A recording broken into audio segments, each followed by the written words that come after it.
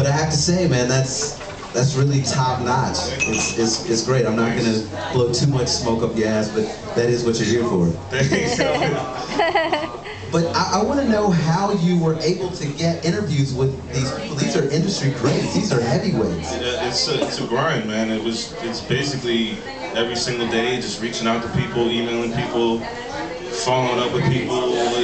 You know, I've done it. Basically, it's 6, 7, 8 hours a day on the internet, just like following up with emails. You know, it's funny how accessible a lot of these people are, though. It's like a lot of these people have websites. They have, you know, MySpace pages. I mean, so technology's definitely helped in this.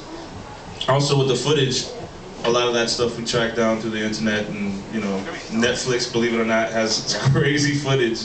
Wow. I mean, none of it's cleared, but you know. But it will be. Now, are you worried about another thing that I noticed, and that I love about it, because you know, the fact that it is about the music scene, right? But it's about, I don't know, I was looking into people's perspective. I mean, each person is talking about how they came into the scene, or how they were a part of it. Do you worry about when a production company comes to this, if they're gonna make you cut certain things, or you roll with that? I don't know. I mean, it's still a work in progress. We're not finished with it, and I feel like we'll cross that bridge when we get to it. But you know, it started off just about the music. It just started off about, you know, bands like Liquid and ESG, and you know, club records like, you know, Straight Set It Off and Planet Rock and all this stuff. It actually came out of a DJ set. One night I was DJing at a party down here, and I was playing all that old school stuff. And you know, people were coming up to the booth and like, yo, who does this song? You know, I know this. I've known it for my whole life, but I don't know. You know, like Cavern is like a kind of classic in the club scenario, but nobody knows about Liquid or who they are. You know, so I just started doing research, and the one thing led to another, and then it kind of like the dots that were being connected were the club scene here in New York in that period, in the early 70s. I mean, late 70s and early 80s. So now it's definitely just more about club culture and well, everything that was sort of happening in New York. That's sort of like the common ground was New York City at that time period. Yeah, it definitely translates that. Right. It definitely gets that point across.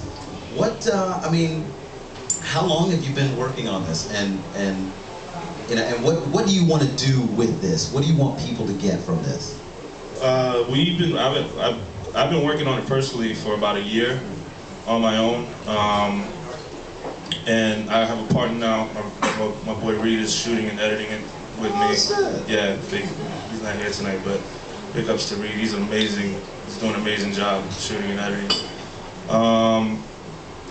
The plans for it, we're gonna go into festivals with it, hopefully. And, you know, we're kind of just feeling it out. You know, it's been a real organic process. We just, you know, I've just been putting one foot forward, and then the next, and then the next, and then it's just kind of grown into this thing. You know, we're getting producers on board and music supervisors and stuff like that. So, I mean, it's still in its infancy. You know, I mean, we're about.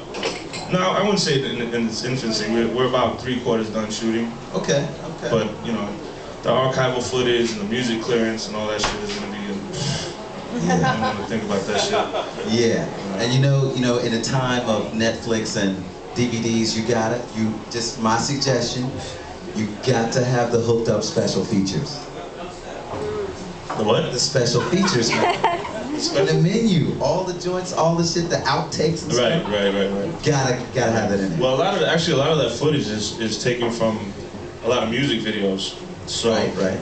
You know, music videos that I never knew existed. You know what I mean? Yo, who was the dude that was like, the guy? Is that a real picture of somebody holding a gun on somebody on the train? Yeah, that's from this book called Subway that was by this. I forgot Bruce Davidson? Yes, Bruce Davidson. He's an amazing photographer. I look at that and I just say, wow. And the funny thing is, all right, so you look at that picture and it was the guy with the gun. Scary. The guy with the gun is actually a cop. Undercover. And see, that actually makes it more believable. I I got it. Oh, I'm cool with that. Oh, yeah. Now. But he's got like the gazelles and the whole shit. Like he's, it's kind of I would have crazy. been like, dude, just kill me. But there's that, the other cat that's like, there was a lot of blow. I love that. That's actually Chris. That's gonna stick out. That's actually Chris Friends from Talking Heads and wow. Tom Club. Yeah. A great guy. We went out to Connecticut to shoot him, and he was just so open and Cool. down for the project. He's a character. I mean, some of the stories we had to just like cut it short because it's like a mud club and cocaine in the bathroom and just all this shit was